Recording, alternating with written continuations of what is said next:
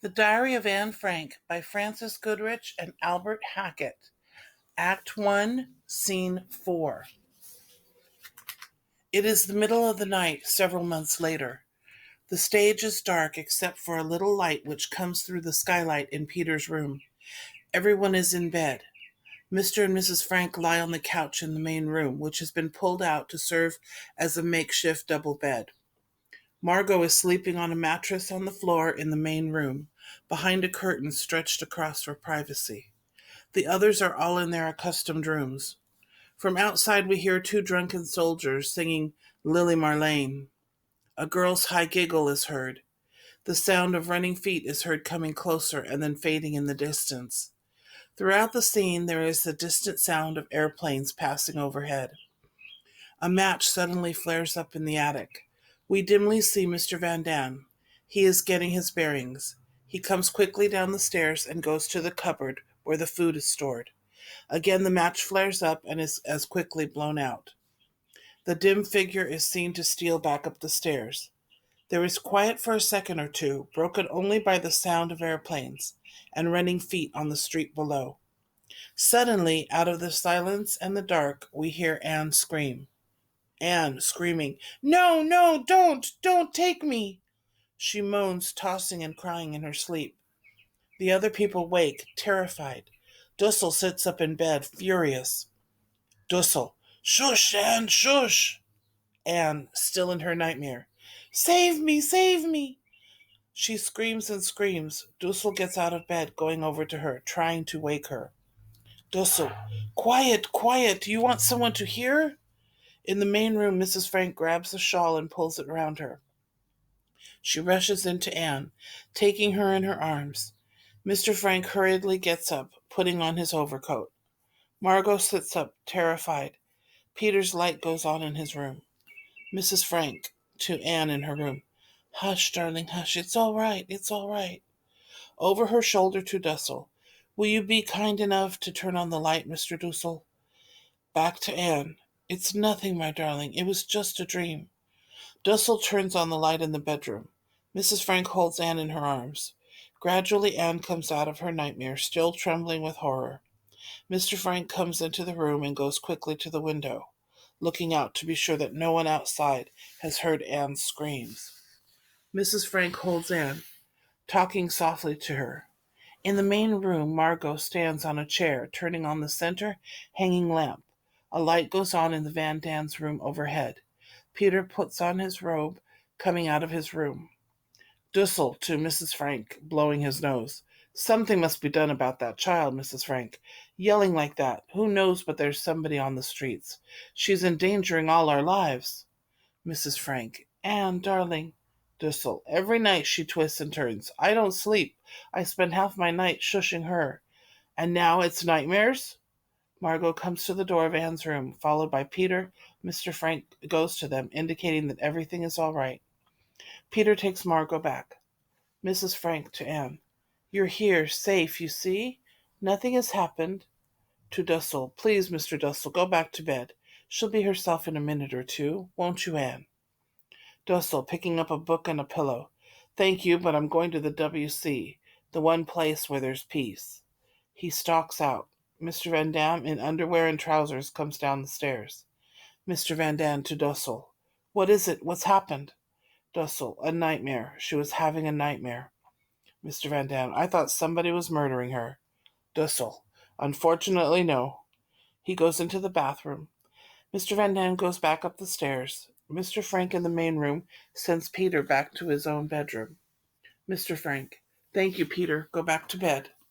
Peter goes back to his room. Mr. Frank follows him, turning out the light and looking out the window. Then he goes back to the main room and gets up on a chair, turning out the center hanging lamp. Mrs. Frank, to Anne, "Would you like some water?" Anne shakes her head. "Was it a very bad dream? Perhaps if you told me." Anne, "I'd rather not talk about it." Mrs. Frank, "Poor darling. Try to sleep then. I'll sit right here beside you until you fall asleep." She brings a stool over, sitting there. Anne, "You don't have to." Mrs. Frank, "But I'd like to stay with you, very much, really." Anne, "I'd rather you didn't." Mrs. Frank, "Good night then."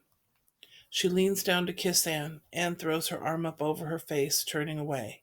Mrs. Frank, hiding her hurt, kisses Anne's arm. You'll be all right. There's nothing that you want?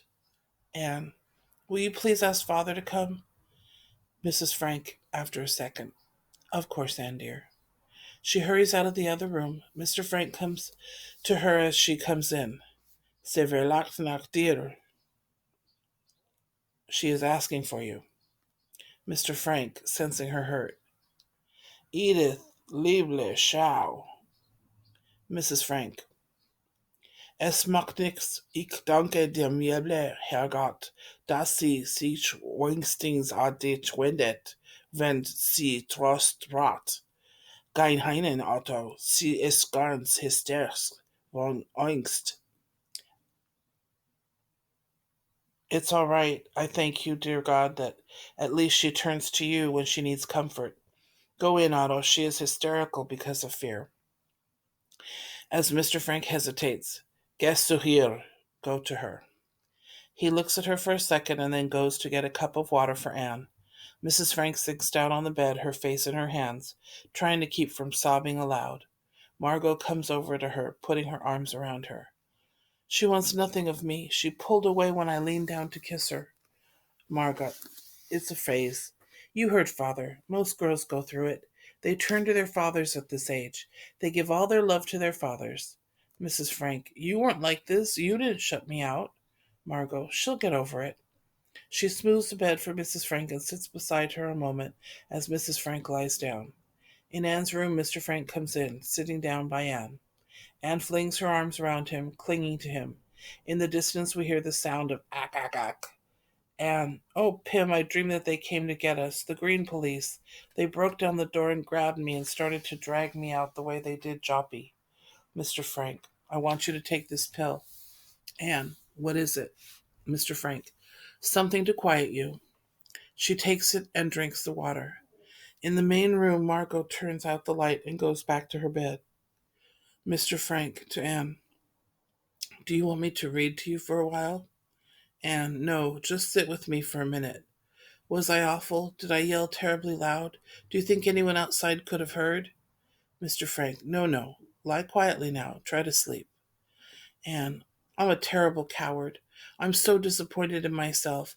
I think I've conquered my fear. I think I'm really grown up. And then something happens, and I run to you like a baby. I love you, Father. I don't love anyone but you. Mr. Frank, reproachfully. Annale. Anne, it's true. I've been thinking about it for a long time. You're the only one I love. Mr. Frank, it's fine to hear you tell me that you love me, but I'd be happier if you said you loved your mother as well. She needs your help so much, your love. Anne, we have nothing in common. She doesn't understand me. Whenever I try to explain my views on life, she asks me if I'm constipated. Mr. Frank, you hurt her very much just now. She's crying. She's in there crying. Anne, I can't help it. I only told the truth. I didn't want her here. Then with sudden change, oh, Pym, I was horrible, wasn't I? And the worst of it is, I can stand off and look at myself doing it. I know it's cruel, and yet I can't stop doing it. What's the matter with me? Tell me. Don't say it's just a phase. Help me. Mr. Frank, there is so little that we parents can do to help our children. We can only try to set a good example. Point the way. The rest you must do yourself. You must build your own character. Anne, I'm trying, really I am. Every night I think back over all the things I did that day that were wrong, like putting the wet mop in Mr. Dussel's bed. And this thing now with Mother. I say to myself that was wrong. I make up my mind I'm never going to do that again. Never. Of course I may do something worse, but at least I'll never do that again. I have a nicer side, Father, a sweeter, nicer side, but I'm scared to show it. I'm afraid that people are going to laugh at me if I'm serious. So the mean Anne comes out to the outside, and the good Anne stays on the inside, and I keep trying to switch them around and have the good Anne outside and the bad Anne inside, but be what it be. I might be, if only. She is asleep. Mr. Frank watches her for a moment and then turns off the light and starts out. The lights dim out. The curtain falls on the scene. Anne's voice is heard dimly at first, and then with growing strength. Anne's voice. The air raids are getting worse. They come over day and night. The noise is terrifying. Pym says it should be music to our ears. The more planes, the sooner will come the end of the war. Mrs. Van Daan pretends to be a fatalist. What will be, will be. But when the planes come over, who is the most frightened? No one else but Petronella. Monday, the 9th of November, 1942.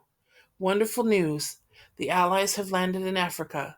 Pym says that we can look for an early finish to the war. Just for fun, he asked each of us what was the first thing we wanted to do when we got out of here. Mrs. Van Daan longs to be home with her own things, her needlepoint chairs and Bechstein piano her father gave her, the best that money could buy. Peter would like to go to a movie.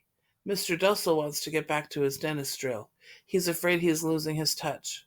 For myself, there are so many things.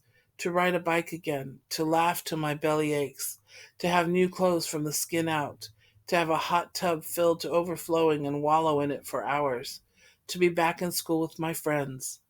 As the last lines are being said, the curtain rises on the scene. The lights dim on as Anne's voice fades away.